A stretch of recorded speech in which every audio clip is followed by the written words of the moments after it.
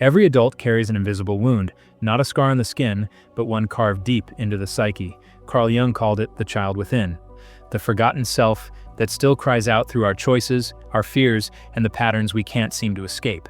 You might think you've grown up, but sometimes it's not your adult self making decisions. It's your wounded 7-year-old, still trying to feel safe. This isn't philosophy, it's psychology. The kind that explains why you react the way you do, why you attract the same pain, and why healing feels so hard. Let's go back to where your story really began. Let's dive right in. All right, let's start with the mask you built to survive. As children, we're born whole, curious, expressive, and entirely ourselves. But very early, we learn something dangerous. Not every part of us is welcome. Maybe you were told to stop crying. Maybe your anger was punished, or your imagination was dismissed. Slowly, piece by piece, you built a version of yourself that felt safer to present to the world. Carl Jung called this the persona, the mask we wear to survive in society. It's the face we show to gain approval and avoid rejection. It's the polished smile we use to hide our fear. It's the agreeable tone we adopt to avoid conflict. The persona protects us, but it also costs us, because the more we depend on it, the further we drift from who we truly are. When we were children, this mask was necessary. It was a survival strategy. If being quiet kept us loved, we learned to silence our truth. If being perfect earned praise, we learned to hide our mistakes. The tragedy is that what once kept us safe now keeps us small. The persona becomes so convincing that we start to confuse the mask with our identity. As adults, we play roles: the achiever, the caretaker, the comedian, the intellectual, believing that if we can just perform them well enough, we'll finally feel seen. But Jung warned that this adaptation, while socially useful, also cuts us off from our essence. The more we invest in the mask, the more we lose the connection to the unguarded, authentic self beneath it. This is why so many people feel an invisible exhaustion, not from doing too much, but from being someone they're not. We think we're tired of life, when in truth we're tired of pretending. The persona may help you fit in, but it will never make you feel fulfilled. True healing begins when you start to notice the difference between who you show to the world and who you are when nobody's watching. So here's the viral truth that cuts deep. The world doesn't need your mask. It needs your honesty. The parts of you that you think make you unlovable are the very parts that make you human. When you stop hiding behind the persona, you don't become weaker. You become real. And in a world full of performers, that's what makes you unforgettable.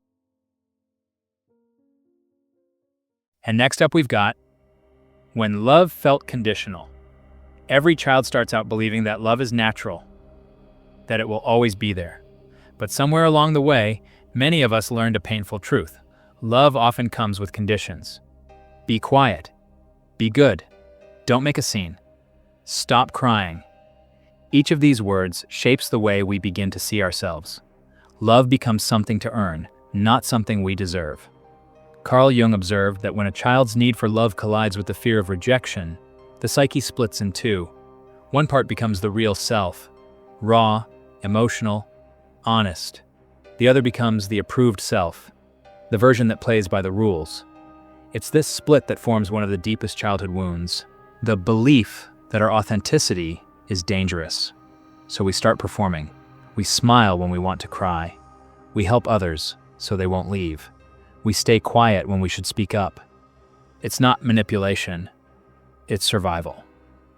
As children, we needed connection more than truth. We learned to hide the parts of us that brought disapproval, and over time, that hiding became second nature. As adults, this pattern doesn't disappear. It just evolves. We become people pleasers, overachievers, perfectionists. We chase love through accomplishment or self-sacrifice. We believe that if we can just be impressive enough, kind enough, or useful enough will finally be worthy of affection. But the love we attract while pretending is never fulfilling, because it's built on a version of us that isn't real.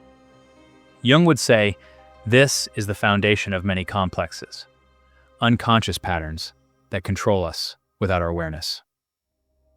The wounded child within still whispers, don't be too much, don't upset them, don't risk being left. And so we betray ourselves again and again in the name of staying safe. The controversy here is simple, but uncomfortable. Most of what we call love as adults is actually fear. Fear of being abandoned, fear of being unseen, fear of being our full, messy selves. The relationships we create often mirror the emotional contracts of childhood. We keep choosing the same kind of pain because it feels familiar.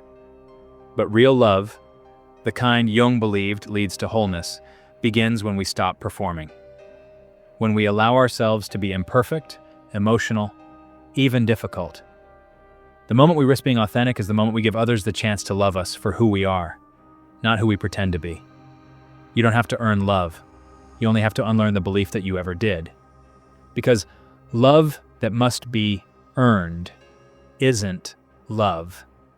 It's approval dressed as affection. The child in you deserved better. The adult in you can finally give it.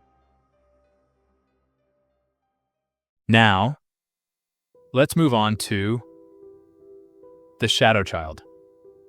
Every time you were told, don't be angry, don't be loud, or stop being so sensitive, a part of you quietly stepped back into the dark. Those parts didn't vanish. They became what Carl Jung called the shadow.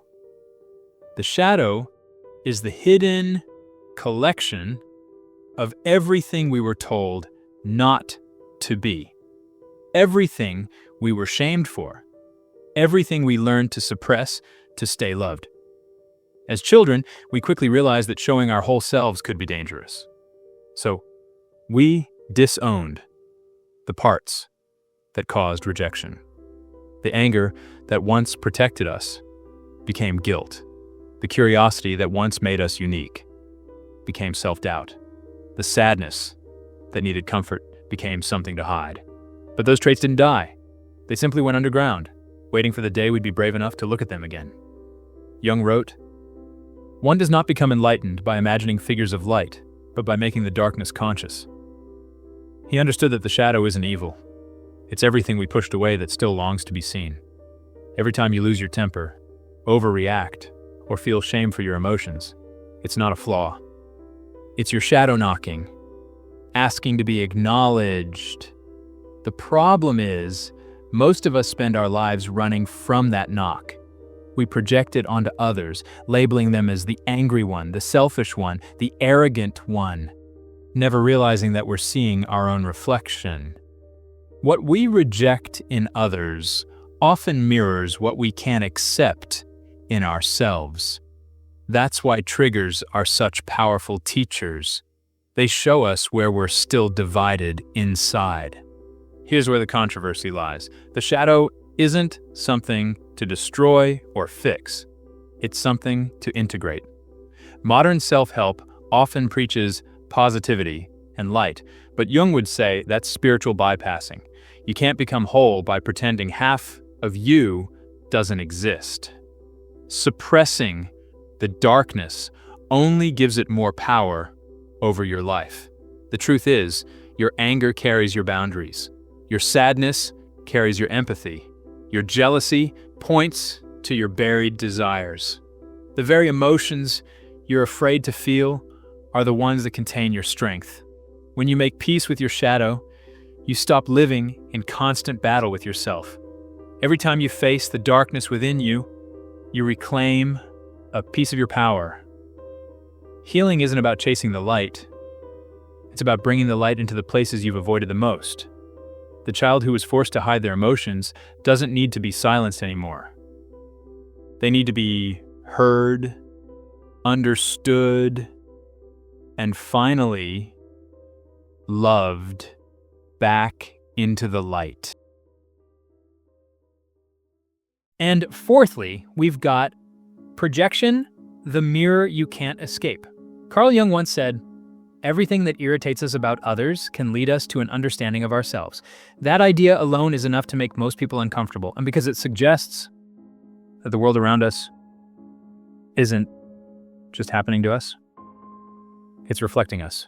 Jung called this projection the unconscious act of seeing our disowned traits in others. We project because it's safer to judge than to look inward. The ego doesn't like discomfort. When you meet someone arrogant, it's easier to think they're full of themselves than to ask, why does their confidence make me uneasy? When someone's chaos makes you angry, it's easier to call them reckless than to admit you fear your own spontaneity. Projection is the psyche's defense mechanism, a way to keep the shadow hidden while pretending we're innocent. From a Jungian lens, every strong emotional reaction, love or hate, is a clue. The people who trigger us the most often carry something we've disowned in ourselves. Sometimes it's a wound we haven't healed. Sometimes it's a potential we're afraid to express. Either way, our relationships become mirrors, reflecting the unseen parts of our psyche. This is why certain people feel magnetic, while others feel unbearable. We're not responding to them, we're responding to what they awaken inside us. When we admire someone, we're seeing qualities within ourselves waiting to be expressed. When we resent someone, we're seeing qualities we've buried deep beneath shame. Every judgment we make is really a message from the unconscious saying, this, too, is you. Here's the controversial truth. Most conflict between people isn't about right or wrong. It's about projection.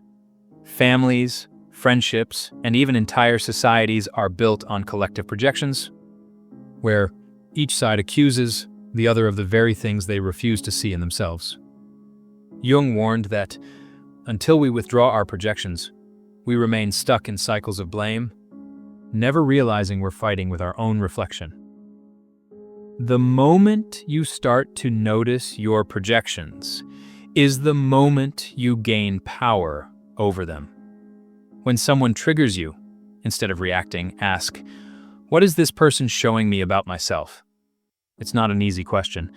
It demands humility and honesty. But it's the gateway to growth. Projection is not your enemy. It's your mirror. It reveals where your healing still lives. Every time you're tempted to judge, you have a choice: to react unconsciously or to look inward and integrate another piece of your shadow. That's how you stop being controlled by what you can't see. The more courage you have to face your reflections, the clearer your vision of others becomes. What once looked like enemies starts to look like teachers. And when you finally see yourself clearly, you realize the world was never against you. It was just trying to show you who you really are. Fifthly, the parent voice in your head. When you speak to yourself, whose voice are you really hearing? Most people assume it's their own, but Carl Jung would disagree. He believed that much of our inner dialogue isn't ours at all. It's a collection of echoes from childhood. The tone, the words, the expectations, they often belong to the people who raised us. If you grew up around criticism, that critical voice didn't disappear. It moved in. It lives inside your head, disguised as self-discipline or tough love. If you grew up around anxiety, you might find yourself worrying about things that aren't even real threats. If you grew up with silence or neglect, you may still feel a deep sense of emptiness, even when everything looks fine. These patterns aren't random.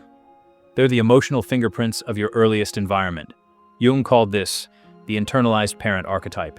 It's the psychological blueprint left behind by our caregivers, shaping how we think, feel, and relate to the world. As children, we absorb their voices because it helps us survive. We copy their tone, their fears, their emotional rhythms. If love came mixed with criticism, we start to believe that pain and affection always coexist. We inherit their unresolved wounds and mistake them for our own personality. This is why you can spend your entire adult life trying to please people who aren't even in the room.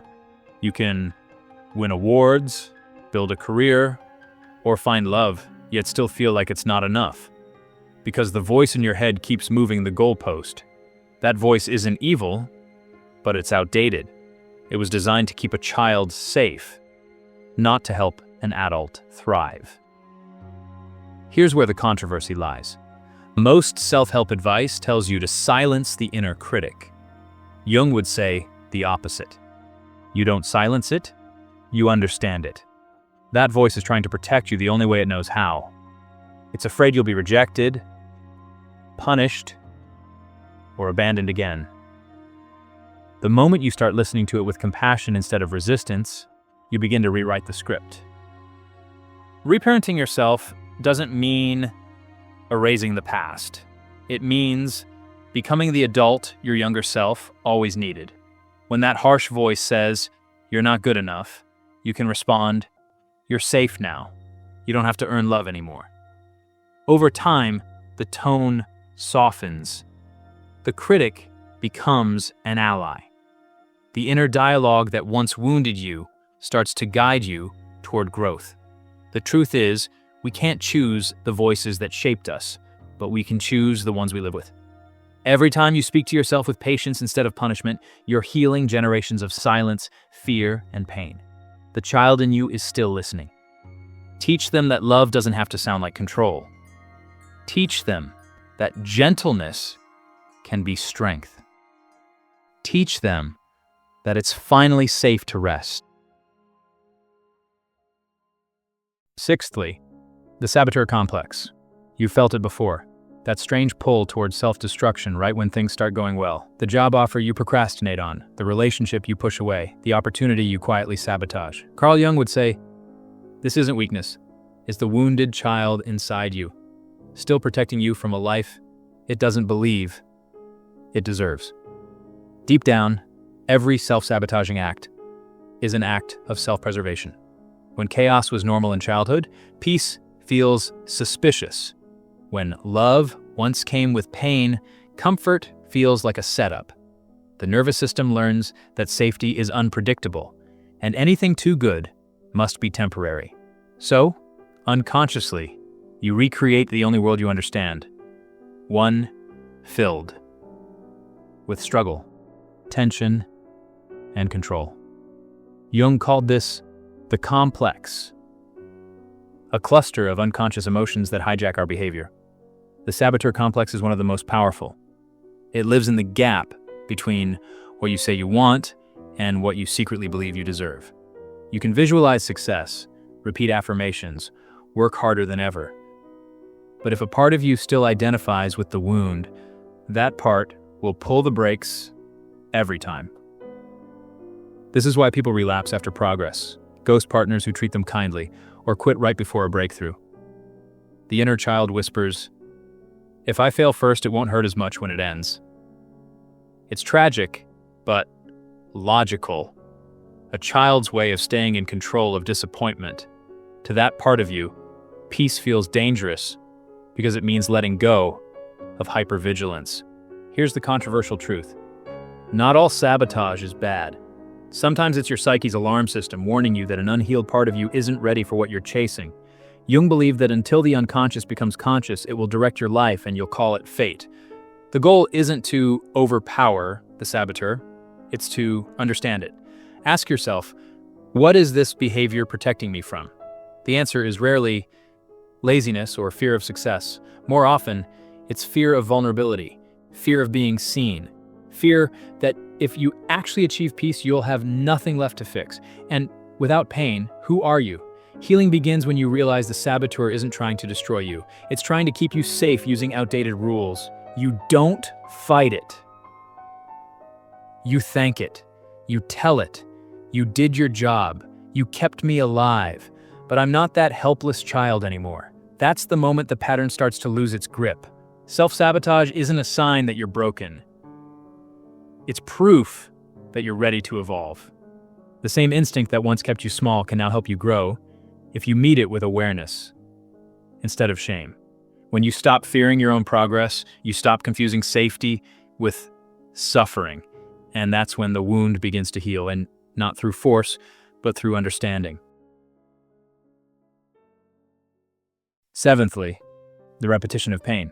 Have you ever wondered why the same painful patterns seem to follow you, no matter how much you change, move, or grow?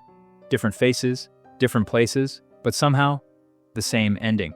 Carl Jung had a haunting explanation for this. He believed the psyche repeats what it does not resolve. The wounds we avoid don't disappear. They loop, reshaping themselves into new situations until we finally face them. Think of it like an emotional echo. The person who always finds themselves in controlling relationships may have once felt powerless as a child. The one who keeps being abandoned might still be chasing the parent who never stayed. These aren't coincidences. They're unconscious attempts to heal the original story. Your mind recreates the old pain, not because it enjoys suffering, but because it's desperate to rewrite the ending. Jung called this psychic repetition. The unconscious brings us face to face with familiar struggles in hopes that we'll make a new choice this time. But without awareness, most of us don't. We just replay the same emotional record under a different name. We confuse familiarity with fate. We call it bad luck or just my type, when in truth, it's our inner child still seeking resolution through reenactment. Here's where the uncomfortable insight comes in. Healing requires recognizing that you are both the victim and the author of your story. That doesn't mean you're to blame for your pain. It means you have the power to end the cycle. As Jung wrote, until you make the unconscious conscious, it will direct your life and you will call it fate. The moment you bring awareness to your patterns, you begin to change the script. But awareness alone isn't enough. Repetition continues until you meet the emotion you've avoided. Grief, anger, shame, fear. The psyche doesn't want you to relive pain. It wants you to feel it safely. The only way out is through. When you stop running from the wound and let yourself experience it fully, you release the need to repeat it. The controversy here is that most people mistake healing for forgetting. But forgetting is repression, and repression feeds the cycle. True healing is remembering with acceptance, seeing the wound clearly without letting it define you. When you confront what hurt you instead of reenacting it, the energy that once trapped you transforms into wisdom. You'll know you're breaking the pattern when peace starts to feel unfamiliar. When you no longer confuse drama with connection or pain with passion. That's not boredom, that's freedom. The unconscious no longer needs to recreate the lesson because you've already learned it. The repetition of pain ends not when life becomes perfect, but when you stop needing pain to feel alive. When awareness replaces reaction, fate becomes choice. And that's when you realize the past wasn't trying to punish you. It was trying to wake you up. Eighthly, the lost inner child. Deep beneath your adult logic, your achievements, and your defenses lives a child. Not a memory, but a living presence inside you. Carl Jung called this part of the psyche the divine child or inner child, the essence of innocence, creativity, and emotional truth. For many, though, that child is not divine, but wounded. It hides in the quiet corners of the soul, carrying the weight of everything you couldn't express or understand when you were small. As children, we didn't have the language to process pain. We couldn't say, "I feel invisible," or "I'm scared of losing you." So the body spoke instead, through tension, fear, or withdrawal. The unspoken emotions became energy stored in the unconscious, shaping how we see ourselves and the world. That child didn't grow up. It just got buried under layers of responsibility, identity, and survival. You can sense this inner child in moments of sudden sadness you can't explain, in fears that feel irrational, in the tenderness that surfaces when you're truly seen. It shows up every time you overreact, crave approval, or feel small in the face of authority. Those are not weaknesses. They're signals from the child saying, well, I'm still here, please listen. The tragedy is that most adults silence this voice. We call it immaturity, weakness, or emotional instability. But Jung believed the path to wholeness, the process he called individuation, requires reconnecting with this childlike self, because the child carries the original spark of who we are before the world taught us to hide. Without that connection, life becomes mechanical, productive perhaps, but empty. Reconnecting doesn't mean indulging in nostalgia. It means learning to reparent yourself, to become the loving, safe presence that your younger self needed but never had. When that frightened child inside you feels seen, your nervous system begins to relax. The anxiety lessens, not because the world changes, but because your inner world finally feels safe again. Here's the controversial truth. You can't think your way out of childhood wounds. The intellect can analyze, explain, and rationalize, but it can't heal what was felt. Healing happens when you feel what your mind has been protecting you from, when you sit with your sadness instead of fixing it, when you let your tears fall without shame, when you forgive yourself for being young, confused, and human. The inner child doesn't need you to be perfect. It needs you to be present, to listen without judgment, to replace punishment with patience. Every time you comfort yourself instead of criticize yourself, you're rewiring your emotional history. You're teaching that child that it's finally safe to play, create, and rest. Jung believed that the child represents potential, the seed of rebirth and transformation. When you reconnect with that part of you, life regains its color. You start to laugh more easily, love more gently, and feel more alive. Because beneath all your armor, your ambitions, and your fears, there's still a little one inside you who never stopped hoping to be loved for simply existing. And when you finally meet them with compassion, you don't just heal the past, you free your future. And ninthly, we've got the integration, becoming whole. Carl Jung believed that the ultimate goal of psychological growth is wholeness, not perfection, not positivity, but the union of all parts of the self. He called this process individuation, the lifelong journey of integrating what we've hidden, denied, and disowned into one complete being. Healing childhood wounds isn't about erasing your past. It's about gathering every piece of who you are and allowing them to coexist. The human psyche is full of opposites: strength and fragility, love and fear, light and shadow. Most of us spend our lives swinging between them, trying to choose one and reject the other. We want to be brave without fear, kind without anger, confident without doubt. But Jung taught that wholeness is not found in choosing sides. It's found in holding both. The goal is not to eliminate darkness, but to understand its role in shaping your light. When you suppress pain, you don't destroy it. You divide yourself. The unacknowledged emotions, shame, rage, jealousy, grief, become exiled in the unconscious, silently influencing your choices. They leak out in arguments, burnout, and self-sabotage. But when you turn toward them with curiosity instead of fear, something remarkable happens. The energy you once spent fighting yourself becomes available for living. Integration is the moment you stop running from your own complexity. You begin to see that your anger carries your boundaries, your sadness carries your empathy, your fear carries your intuition. What once felt like flaws reveal themselves as essential parts of your humanity. The healing doesn't come from destroying the bad parts. It comes from embracing them and seeing their purpose.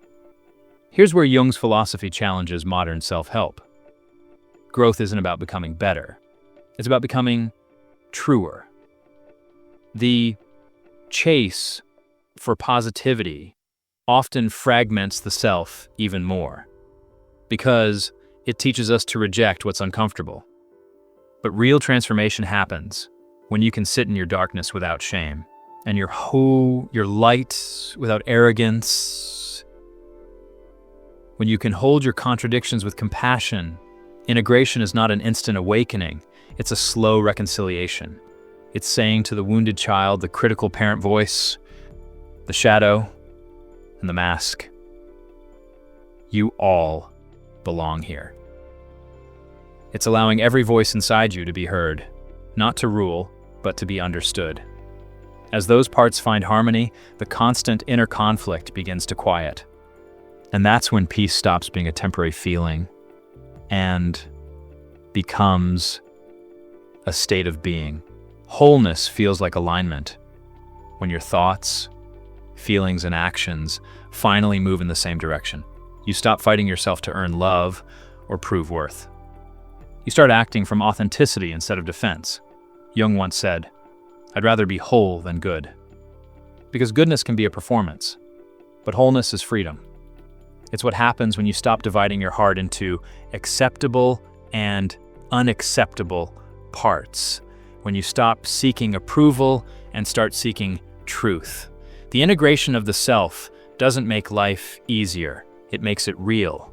You feel more deeply, live more honestly, and love without losing yourself. And in that balance between light and shadow, between the adult and the child, you finally meet the person you were always meant to become. The whole, unedited you.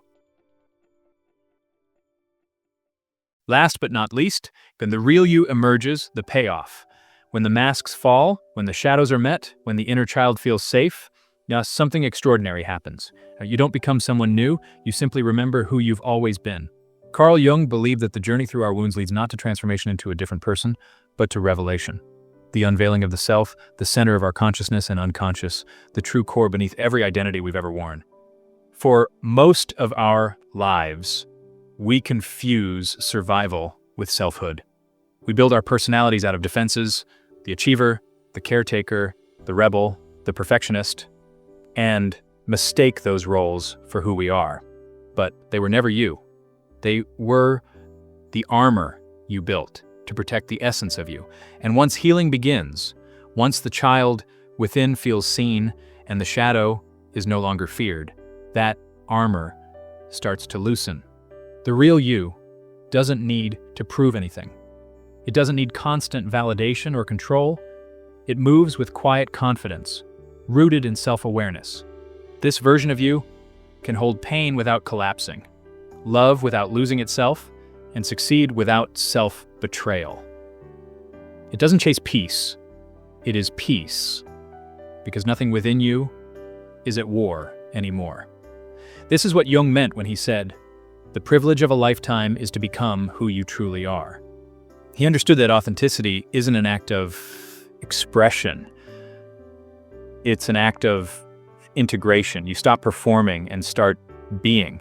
The energy once spent on hiding, fixing, and explaining yourself is freed up for creation, curiosity, and connection. Life begins to feel less like survival and more like participation. But here's the paradox. Becoming your true self often feels like loss at first. You lose the old identities, the relationships built on pretending, the comfort of familiar pain. The people who were drawn to your mask may drift away, yet what remains and what arrives will resonate with your truth, not your wounds. That's the price and the reward of becoming real. The controversial truth is that authenticity isn't always comfortable. It doesn't make life easier. It makes it honest. You'll still feel fear, sadness, and doubt, but they won't own you anymore. You'll see them for what they are, passing waves on the surface of a deeper stillness that never left. The storms come and go, but the ocean beneath remains you. When you live from this place, you stop needing the world to reflect your worth because you already know it. You stop chasing love that demands performance and start attracting love that honors presence. You become someone who doesn't just survive their childhood, but transcends it, transforming pain into purpose. And maybe that's what healing truly means. Not forgetting what happened, but no longer letting it define you. The wounds remain as stories, not scars. They remind you of where you've been, but not of who you are. Because in the end, the real you isn't the one shaped by trauma, expectation, or fear. The real you is the one who emerged after walking through all of it, unmasked, whole, and free.